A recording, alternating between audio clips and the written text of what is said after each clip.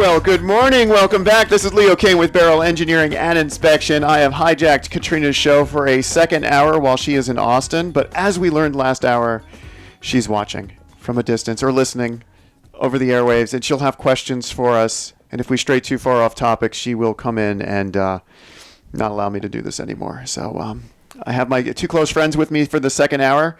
If you were listening into the last hour, that was exciting. I learned so much new information. I try to learn something new every day, and I learned so much. So if you missed last hour and you do want to recap it, it will be on our website starting next week. Make sure you look at it. It's on the YouTubes. You smash the like button. There's no pressing in my world. You smash that like button. You smash that subscribe button, and you'll be able to catch the show. But I'm always forward thinking. And I'm always moving forward in time, always forward, just like Luke Cage says off the Defenders. So I have my two close friends with me. I've got Jeremy with Outfast Property Management and his well-logoed, well-attired hat and shirt. Thanks for having me. And I remember at one point you actually had it carved into the back of your head. I did. Went to an event and I had a barber do my hair with my logo and then even colored it with these makeup markers. And yeah, it's a good presentation. How'd the wifey take that? It was cool. It was just like you have to sleep all weird because you don't want to get your pillow full of color. Yeah, color. I also have Alex with Living Good Heating and Air, who came up very interestingly in my phone the other day. So we'll have to talk a little bit about that. So you're an HVAC company, HVAC. You do service, you do installs, anything that anybody with the house could possibly need for keeping it cool. So and it's Living Good. Living Good. So Livengood. So that's kind of the motto, just living good? Well, believe it or not, my partner's last name is Living Good. But it just seemed like an easy fit when you started an AC company to name it Living Good. Wow. I love it. So basically, if we go back to the Middle Ages, your last name is based off of what you did back in the day. So back when his surname was actually picked, he was just living good at the time? At the time, apparently he was living good. Was he nobility? I have no idea. I mean, that's the way I would figure. Speaking of name origins, where does your name come from? I know I have a little bit of a German, Swedish, and Swiss, so it's somewhere out there, but... what I've been wanting to do is one of those like test kits where they're supposed to like track down your ancestry and everything, but I haven't yet. Okay, but you don't know about you don't know what their last name actually has a meaning in a different language? No, I haven't really looked into it. Oh, you should. Maybe I will. Yeah. So basically on today's hour, we have property management. So we'll be talking a little bit about how to find property managers, how to qualify property managers, and more importantly, what they do.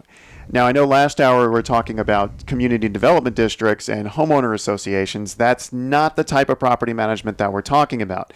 The type of property management we're talking about is more along the lines of, I'm a accidental landlord. I've adopted a house because I moved out of it and didn't sell it. Or I'm a strategic landlord and I'm buying an apartment here, a single family house there, a duplex here, and I don't want the hassle.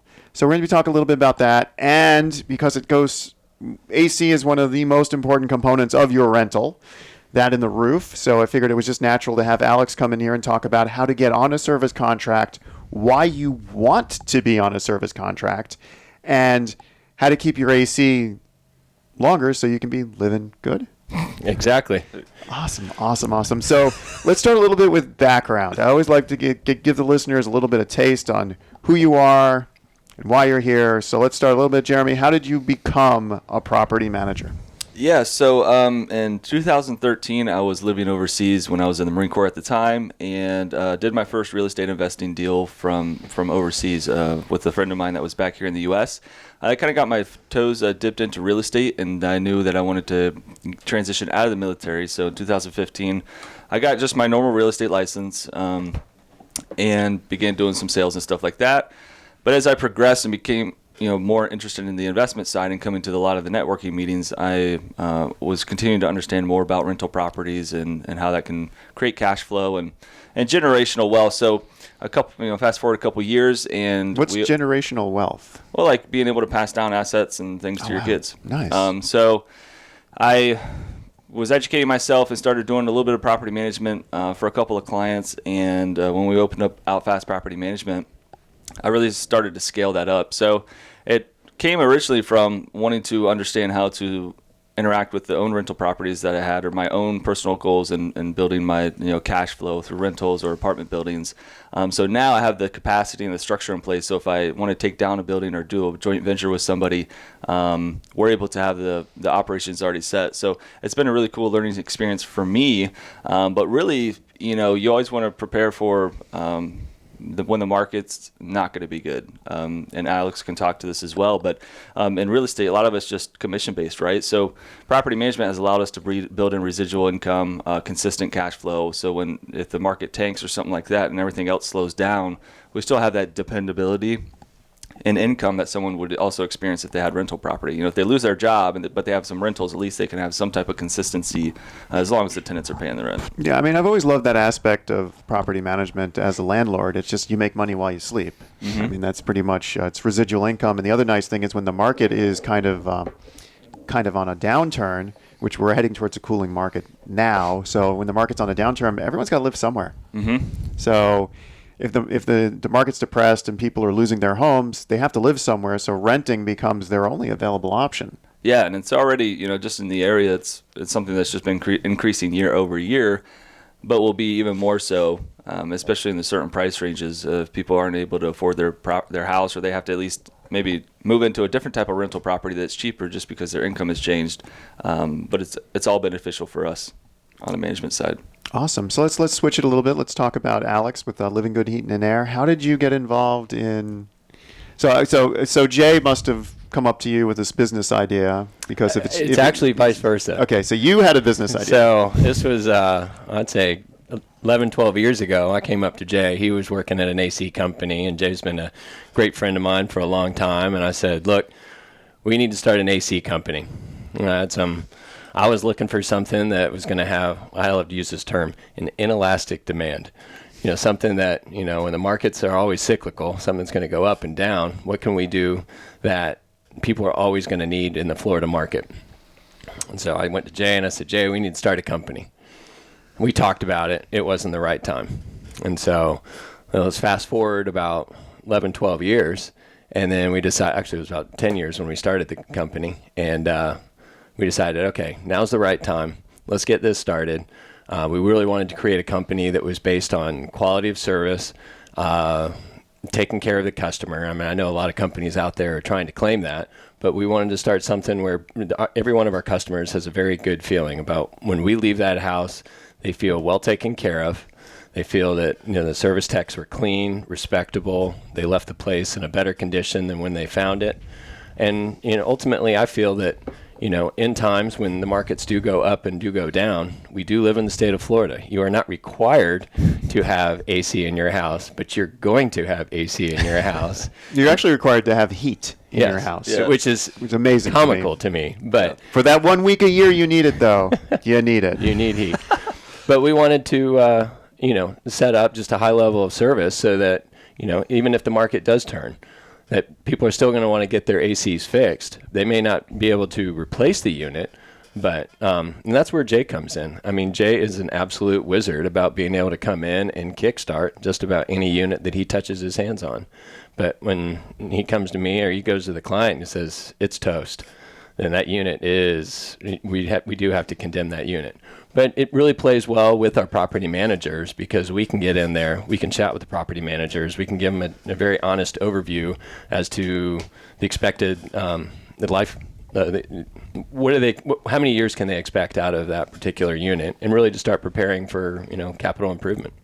Nice. Well, I've always liked toast. Toast is always a good thing. The best thing since sliced bread. Toast is a buttery version of that. Why do people in the mechanical world refer to toast as a bad thing?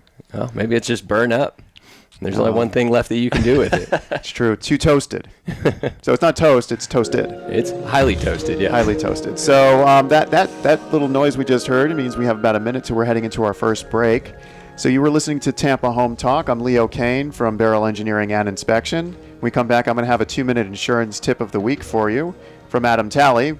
But he told me what to say, so I'm not actually giving it. But anyway, we'll hit with that when we come back from the break. I'm here with Jeremy from Outfast Property Management and Alex from Living Good Heating and Air. You were listening to Tampa Home Talk. Katrina is listening to Tampa Home Talk. I'm sure she'll have a question or two at some point during the hour as well. And if you want If you want to find out some more information, you can always text 813-377-2775. That's 813-377-2775. You can text AC if you need to get your AC tuned. You can text property 10 seconds. management if you're looking for a property manager. But yeah, Leo Kane, Barrel Engineering and Inspection, thank you so much for listening. We'll be right back after the break. Well, good morning. Welcome back. You're listening to Leo Kane on Tampa Home Talk. Love where you live, or we're going to fix it.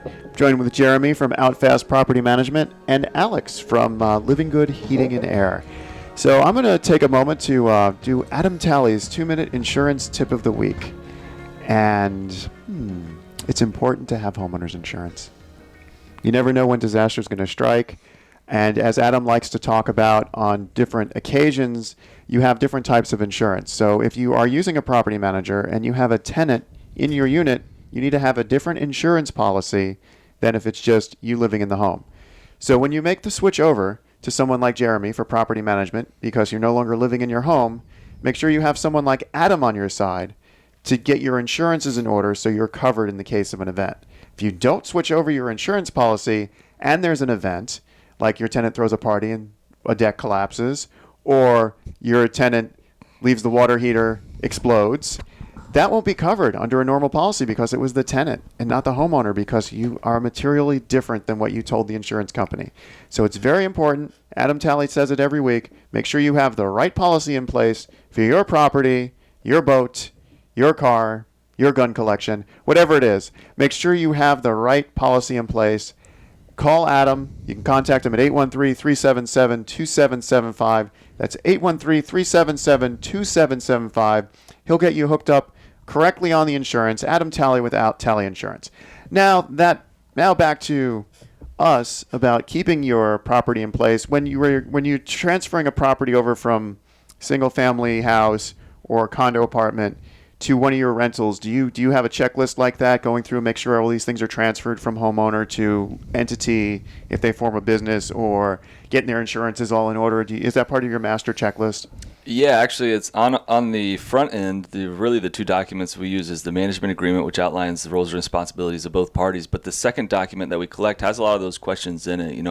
Have you reviewed your insurance policy? Have you changed it over? Have you updated your will? If they, a lot of them are relocating or military and they move out of the area. And like you said, they're accidental landlords. So, what happens to that property if they pass away? So there's some checklists that we go through with the owners. Are actually, they kind of go through and let us, they basically let us know if they want an introduction to someone that can help them with that. So that's part of our entire onboarding process.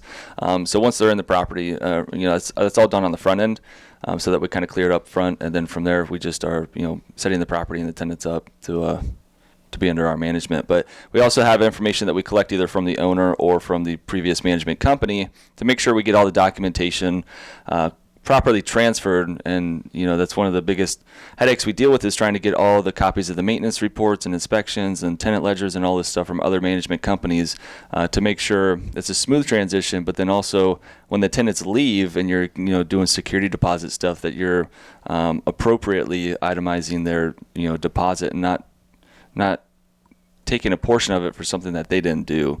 So there's a lot of things that we transfer over from either the owner or the prior management company to make sure it's a smooth process, but also that we get everything that we need so everyone's happy at the end of the day. So I heard you mention before you are ex-military, and that you mentioned military as accidental landlords. So you must deal a lot with the military then. Yeah, we have. We do have a lot of properties in the area where they're going out of the country for a couple of years or just going to a different part of the U.S. And a lot of the people seem to really like Tampa. So sometimes they just decide not to sell, but then sometimes, if they use the VA loan and bought, 2 or 3 years ago, they just don't have the equity in the property. They just can't sell when you factor in commissions and closing costs and everything else. So we do our best to help them at least break even as opposed to go in the red. So even if it means adjusting our fees to just do a courtesy to the other veterans of the area, so that they don't have to go out of pocket if they don't necessarily have the difference between what the property could rent for and what their payment is, mortgage payment with HOA and all that stuff factored in. So you mentioned specifically with the VA loan, you don't have equity. after the first couple of years. Is there a reason why? Well, most of the time when someone's using a VA loan, they're doing 100% financing, and so that's why, especially if the market hasn't appreciated or anything, they're just going to be really tight on the numbers, and it's not likely that they're going to have the ability to sell. But even if they could, with the growth and stuff that we're having in the area, a lot of people plan to come back to Tampa Bay area, and want to hold on to it because they think the value is going to increase more over time as well. So are you in a situation where, I know you guys are actively looking for properties, but are there certain clients that you don't want and you turn away potential properties? So it's funny, I had a conversation with someone last night at our main investor meeting, and I just don't think we're going to be the best fit by the way that questions he was asking. So yeah, it's an interview both ways because, we want to make sure that we want to have the permission to do the job that we need to do as professionals. And so where the line gets blurred a little bit is when owners want to really micromanage or not give us the authority that we've already outlined in our agreement of what we can do and how we're going to handle things. And it's when they try to kind of dictate that, which doesn't tend to work well with how we need to operate as a business. But also it can affect the property condition, dealing with the tenants. If we can't do our job correctly, that may impact the tenant wanting to renew in your property, which impacts your cash flow. So everything we do is to, keep the cash flow going in the property and maintaining the property correctly and maintaining a good relationship with the owner and the tenants. And when you all try to alter stuff that we need to do as a professional business, it puts that stuff at jeopardy. And when you're in the process of I guess not maintaining a house, but you've got a house under contract and you've had it for several years now. Do you work with service professionals like Alex to get service maintenance contracts in place? So like the water heater gets flushed, the AC gets repaired, the roof gets inspected, things of that nature? Yeah, so that was something that we set up maybe in, let's say, the last 6 months or so. And that's, again, identified when we first bring the owner under our management is we ask them, what properties do you want to have these certain things set up on? So do you want us to set up the lawn care or, some detailed inspections or the AC getting serviced twice a year or at least looked at, excuse me, twice a year. So it's up to the owner. We don't require it, but we have the optional services that they can pick and choose what they want to do or have us set up for them. So that way they can take care of their asset. People invest a lot of money into the properties or, usually most of the time it's their biggest asset is their home. And you want to make sure that you're maintaining it correctly to protect the value. Awesome. Speaking of that service contract, so let's just say Jeremy's hooked you up with the homeowner. They're taking a service contract. Alex, what can I expect as the homeowner at this point? As a homeowner, what you can expect is that we're going to come out. We're going to put eyes on the system. We're going to take a look. Usually first time when we show up for a maintenance contract, we don't know what we're going to see. We've seen a lot of times where we've had another company ABC that's been taking care of our unit. And we show up and we look at the unit and we look at the homeowner and we go, they haven't really been doing a whole lot. They probably haven't even been coming out. I just got a bill and paid it. Yeah. But what we're going to do is we're going to come out. We're going to take a look at the whole system. We're going to take a look. We're going to clean out the condensate lines, make sure they're good and clean. To be honest, that's one of the biggest calls that we get. Condensate line backs up, float switch kicks in, shuts the whole unit down. We get the phone call from the homeowner. Well, my system isn't running. Well, we just go out, we suck out the condensate line and get everything up and running again. Now, I heard a rumor that I'm supposed to put bleach down that trap or something. There's a million and one different things. Really, the best thing that you can do is just to, have it looked at and sucked out once a year by a professional just to make sure that it's clean and up and running. Different things. I mean, there are different chemicals that you can purchase, and they're all going to have different effects on that condensate line. Right. The last thing that you want to have happen is put something into the pan, thus into the condensate line, and then have it deteriorate the line. So now that line breaks in your attic, and now you've got a bigger problem. Got a bad day. You originally had. Then you've got to call Leo to come out and do your inspection to see what kind of insurance claim you're going to file. But we're we come out, we're just going to put eyes on it. We're going to hook the gauges up to it, make sure that there's adequate gas, make sure that you got good amperage throughout the entire unit.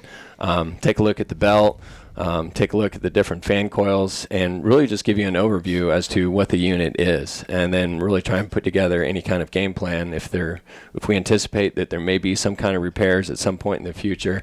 But the benefit of having that maintenance agreement is twice a year we come out, take a look at it, make sure that everything's running good, so that if in the middle of the summer, when you're really putting the stress load onto that particular condensing unit, that we're trying to do as much as we possibly can to keep it up and running. So if I'm going to do stuff like load control, where I want to turn my AC on and off during certain parts of the day, is there like a certain optimum temperature range? I'm not in the house during the day. It's 100 degrees outside. I don't want my energy bill. I don't want to cool when it's not there. I mean, what kind of setting should I have? However cool you want to try and keep it at night, you start taking it up to 76, 78 during the day. You don't ever want to turn it off during the day, because you always want that unit to be able to run and keep the humidity down in your house. But 76, 78 degrees during the day, and then comes 6:30, 7 o'clock, as you're coming back home, and then have it kick back on and drop your temperature throughout the course of the night. That's where you're going to probably have the most beneficial. Really reduce your power bill as much as possible. When we come back from the break, we're going to continue to talk about what we should be doing with our AC on the home with Alex from Living Good Heating and Air. We're going to be talking more about what Jeremy can offer for your property management needs. Again, this is Leo Kane speaking on behalf of Katrina Madewell. Well, this is Tampa Home Talk, a very exciting hour, and I can't believe we're already almost over with 2 full hours of talk on the radio. It's been amazing. It's been a life-changing 2 hours. We'll be right back after the break.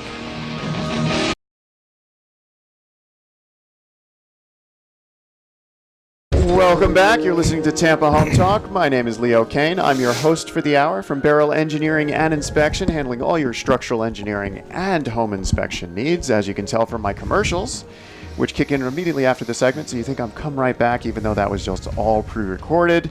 I'm here with Jeremy from Outfast Property Management. Jeremy's boss just logged in. He's watching on the Facebook Lives. Make sure you smash that like button, smash that subscribe button. Also here with Alex from Living Good Heating and Air. Learned a lot. So during the day, I should have my AC around 76 to 78. I put mine at 82. It's a little warm. It's a little warm, but I'm not in the house. Right. No, I understand. What you don't want to have happen is have it get so warm that when you do get home and you do turn it over and bring it down to the temperature that you want to live at night, that system's not having to work so hard day in and day out. But my boss works me hard. Why can't I work my AC hard? Well, it's like a human body. You got to take care of a human body so it lasts a long time. What about these new systems like that in Nest or Honeywell's, those remote timers? Are those good? Depending on, some of the systems are good. And Nest, I know a lot of people have got the Nest units in their house, and they do work well. Have had some issues in the past with installing them. And spoken with Ness. I know that Jay's had to get on the phone for a couple hours and speak with the people, and even the manufacturers have told him, it's like, well, we have a workaround. Well, the fact that they have a workaround means that all the bugs truly haven't been worked out. Mm-hmm. But they are beneficial. I mean, we have seen them where, they'll put them in people put them in their parents' house so that they can help monitor what the air is actually doing in, like, say, their mom's house. I just like the ability to tell my Alexa through my phone, to tell my Alexa that's sitting in the living room, to tell my AC system to turn on if I'm coming home from work early. Right. No, and cool. It does make a lot of sense, and you can save quite a bit of money, on your reduced power bill by turning your air up during the day, especially now that you have these programmable thermostats. Yeah, mm-hmm. And the best part is, the best money-saving tip is not to run the heat when you're cold, because the heat just makes that meter spin. Right. Because it's just like a big heat sink, I guess.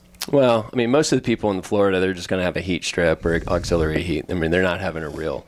in my house, I've got a furnace.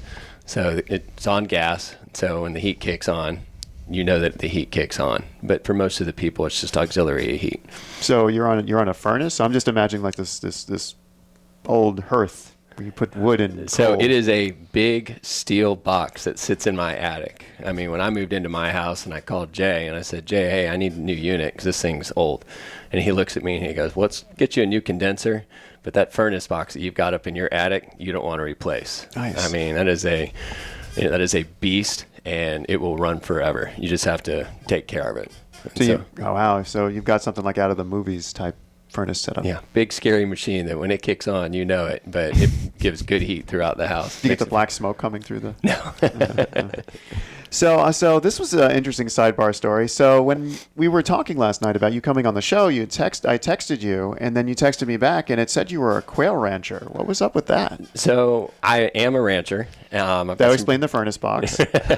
I've got some property down in northern Manatee County. Very avid quail hunter. And back in 2007, 2008, we did some public quail hunting. And so we had a web page, and my cell phone number is still linked to that web page. And so sometimes when it pops up, people are going, Thundercloud quail hunts, what is that all about? So I had heard that, because I raise chickens for eggs, and I had heard that with quail, it takes about 10 to 13 weeks before they start laying eggs, and they actually can lay 2 eggs a day, as opposed to chickens, which take 26 weeks, and they only lay an egg once every day and a half. I'm not entirely sure as far as harvesting quail eggs. You're just harvesting quail. We're harvesting quail. And typically what we would do is we would purchase the quail, and they would bring them to the property and, for guided hunts out on the property. See, that's the difference. He's an eat for a day kind of guy. I'm an eat for a year kind of guy. Because if I let the quails live, and they're giving me 1.5 to 2 eggs a day, I can make a 6-egg omelet every morning. Because looking at a quail egg, you need about 6 to equal. Do you know the ratio on quail eggs to chicken eggs? Not a clue, no. But they're very, very tiny. I have eaten a quail egg omelet, and I think there are somewhere around 8 or 9 quail eggs in that omelet. But they're protein dense, and they're very delicious. And you like to work out a lot, Jeremy. Have you ever tried the quail egg? I haven't. Yeah, the quail egg shake, put like 20 quail eggs in a blender and raw. Just do it. I know when you go to the fancy Japanese restaurants, sometimes they take the hard-boiled quail eggs and they roll them in a mochi sesame seed. And if you're listening out there, that's a Leo Kane tip. Boil your quail eggs, deshell them, roll them in mochi, which is a green tea powder, and then roll them in toasted sesame seeds. You will have a delicious snack. Cool, man. That is a very interesting tip. Yeah, thanks. I know lots of different ways. I've been waiting all morning to hear that. Well, I've been eating all week. I make my soy eggs. So I'll take the chicken eggs and then I'll bathe them in a solution of soy sauce and mirin. Okay. Which is basically a sake vinegar. But yeah, it's very delicious. Tweak the recipes. When you have chickens and you have so many eggs coming at you. Right. But I'm still trying to convince my wife to let us start eating the chicken so I can get the full rancher experience in the backyard. She also won't let me raise rabbits for that reason. So I could just imagine hunting quail. I mean, what kind of gun do you use to hunt quail? Most guys are using an over and under shotgun. Okay. 20 gauge, 28 gauge. So how do you get all the little pellets out before you eat it? Or you're not eating these quail, are you? No, I love eating quail. Okay. Oh, we cook quail all kinds of different ways. I mean, they're delicious. So if you use an over under and you shoot the quail, how do you get all the pellets out so you're not eating pellets? Oh, you have to be careful sometimes. So it's like bite down and break your tooth. You have to when you're eating the breast, you do be careful. I always warn people, say just be careful because there's potential of there being a pellet in there. Wow.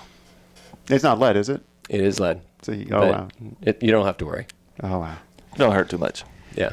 Anyway, you are listening to Tampa Home Talk, Dave Ramsey's Money Talk series. So we should be talking about the money and not the eggs, even though you can actually save a lot of money by eating eggs and growing sustainable and farmable. But you wouldn't want that at one of your property rentals, would you? No, I'm good. You're good? We're good. You're good. You just rather have your tenants just. Yep. What do you look for in an ideal tenant? I mean, I'm not talking about race, religion, creed, sex, or any of that, but money-wise, profession-wise, the stuff you can talk about. What would be an ideal tenant for you? Yeah, I mean, some of the qualifying criteria, that we're looking for is credit, income, verification of income, whether it's bank statements or pay stubs or tax returns, rental history and stuff like that. At the end of the day, a lot of the issues we run into is from improper tenant screening, and the other thing being deferred maintenance and just the owner's not wanting to spend the money to repair the property correctly, or most of the time we have an authority to a certain amount to just take care of repairs. But sometimes when things are a little bit more, you have certain circumstances going on, they just don't want to do the work properly to maintain it. So you have no difference in the tenant that pays $500 a month or the one that pays $2,000 a month. They just want to live in their home that they're renting or the property, and they want to be left alone just like anybody else. But it all comes from maintenance issues as a bulk of it. But doing the upfront screening and making sure that you're properly documenting everything that you have and looking for the right things in tenants as far as qualifying criteria, and making sure you're not violating the fair housing laws and stuff like that. But yeah, you screen them real good up front, and that's half the battle right there, is just making sure that you get a one that meets the criteria that you have for the properties before you put them in. And then from that, it's just obviously, hopefully they pay rent, but if they don't, deliver the notices and stuff like you need to. But maintenance is a big piece of it, and it can also be the cause of why tenants want to move out, because if you're not addressing stuff quickly enough or properly, it could be impacting their utility bills. Like, if you don't want to repair the AC and you want to put in window units instead because it's cheaper, and now their electric bill is going through the roof, you're going to have issues with them being able to make payments and rent and stuff like that. So you just want to repair the properties correctly and properly screen on the front end with the tenants, and that's going to be a lot of your headaches will be gone when you do that. Well, speaking of lowering or raising your electric bill, I have a friend who lives in a 100-year-old house. And this is not me. I have lived in a 100-year-old house too. But I have a friend and it's actually a friend, who actually put one of those mini split systems in his bedroom to cool his bedroom down drastically. So he was actually trying to lower his electric bill, because the rest of the house he didn't mind if it was at a comfortable 76, but his girlfriend wanted the bedroom at 60 degrees. Mm-hmm. The best way to do that was a mini split. So does that, something like that, what kind of impact does that have on the overall house cooling? And does that actually lower your bill by having one room that you want super cold with its own unit, and then it's still tied into the whole house system somehow? So mini splits are extremely efficient, especially for smaller areas. You want to be careful for too small of an area.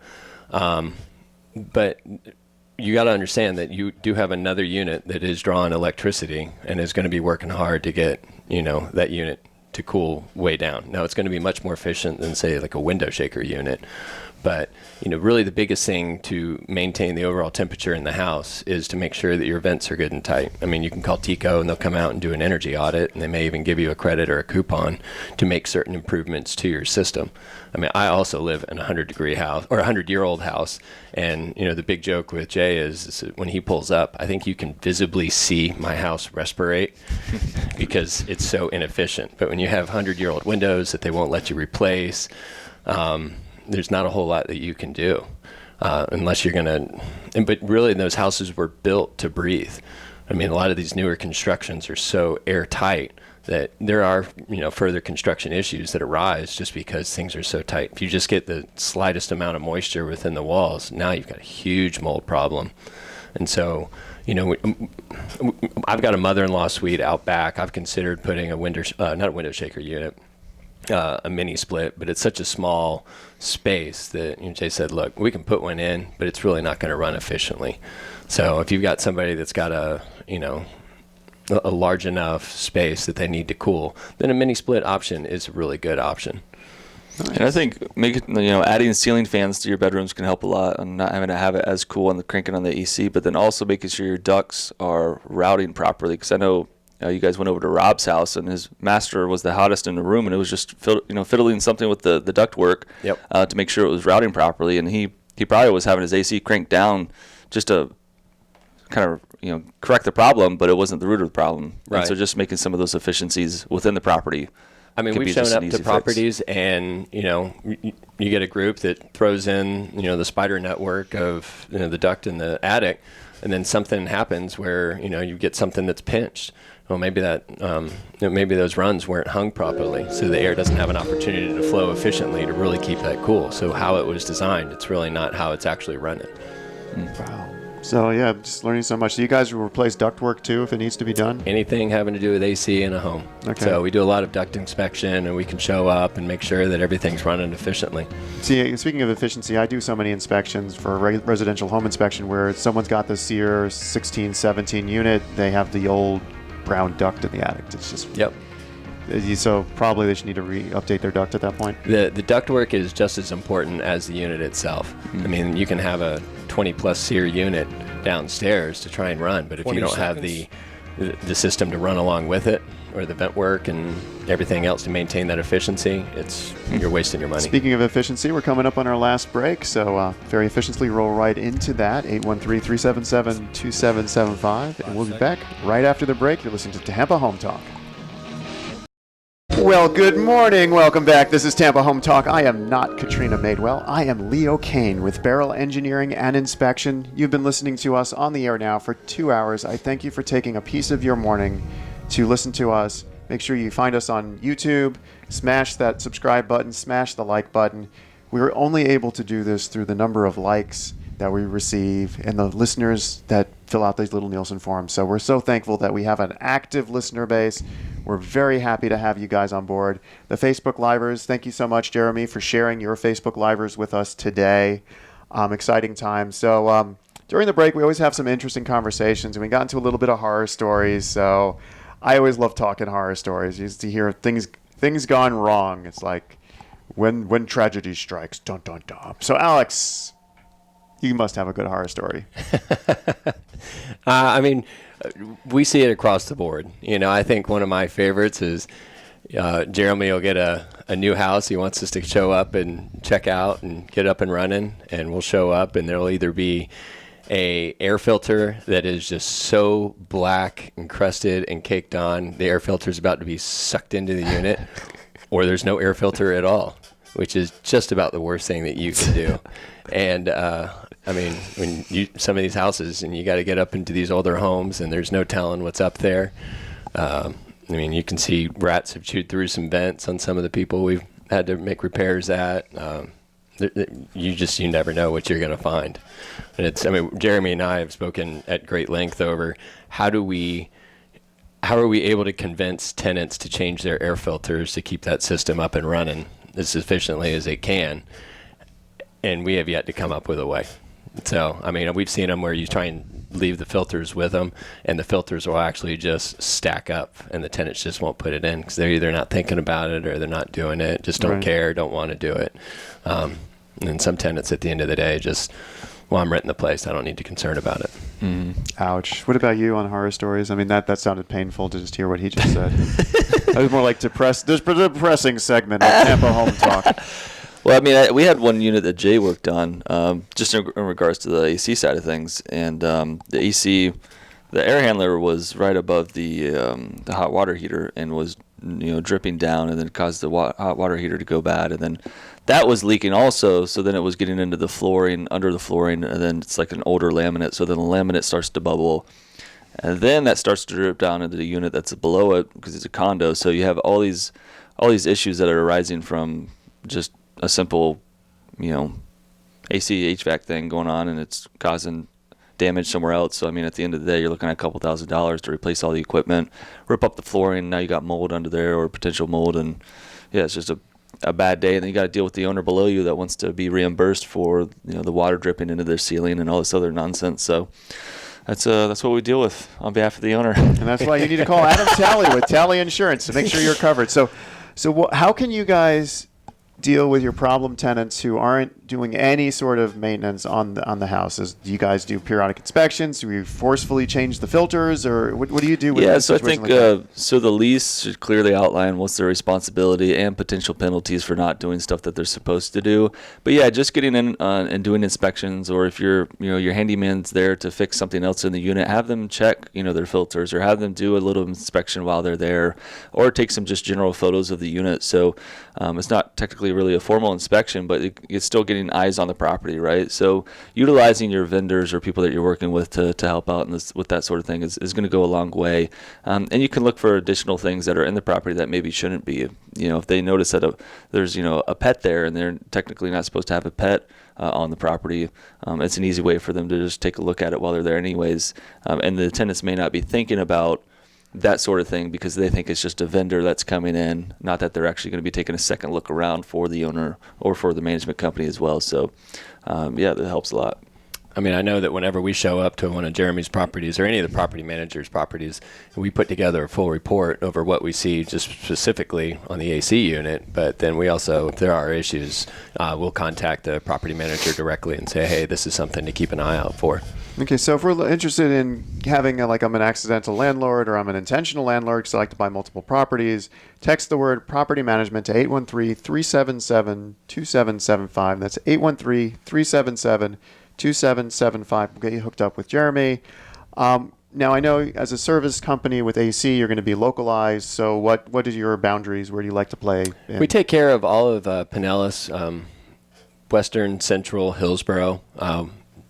We're starting to branch a little bit over into Eastern Hillsborough. I mean, we won't go as far as Plant City, but we'll definitely do Riverview, a little bit of South County, and then Southern Pasco. Awesome. So you get a pretty large company. We got then. a pretty large service area. Yeah. So, I mean, we're trying to grow and expand and just really grow our influence in the area. I mean, what we've been doing has been very well received. All of our clients are all repeat customers. They're very happy with what we do, and we're starting to grow word of mouth very quickly. Very nice. So, very nice. And you've been in business for how long? Well, Jay and I have actually had this company up and running for about 2.5 years now. Nice. So it was, Jay's been in the AC industry for going on 18, 19 years now, and just hands down one of the most knowledgeable guys I've ever been around when it comes to AC units. And that's one of the things that Jay really brings to the table is when he sits down and talks to a client, he can sit down and explain everything fully. Where a lot of times if you have a tech that shows up to the door, they're just there to fix something, and they're not going to speak very well to the customer. And that's something that we really try and strive and train to all of our additional employees that, look, communication with the client is key. Speaking of client communications, if there were only 2 questions that a client should ask you to qualify you as a property management company, what would those 2 questions be? I think it's important to, honestly, so one thing is asking for a copy of the lease that we use, which I very rarely have an owner ask for, but that's really important to know what the lease is going to look like when your tenant's in there and what they're being charged. And a copy of the management agreement up front to take a look at as well, so they kind of know what they're getting into. But you want to make sure that your property manager is managing other properties like yours, as similar, and potentially, the different types of areas and demographics that you're dealing with. You might have an owner that's okay managing, one property in a certain area himself, but then in another area, he's not that comfortable because he doesn't know how to deal with that type of tenant. So I get asked that a lot as well as, hey, we're kind of in this price range or this area. Is that something, the type of people that you're familiar with working with?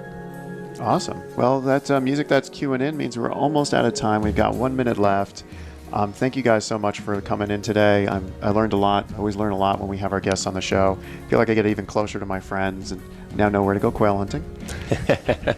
I know Jeremy and I have gone to the shooting range before in the past, and that was fun. I actually shot my first AK-47 with you.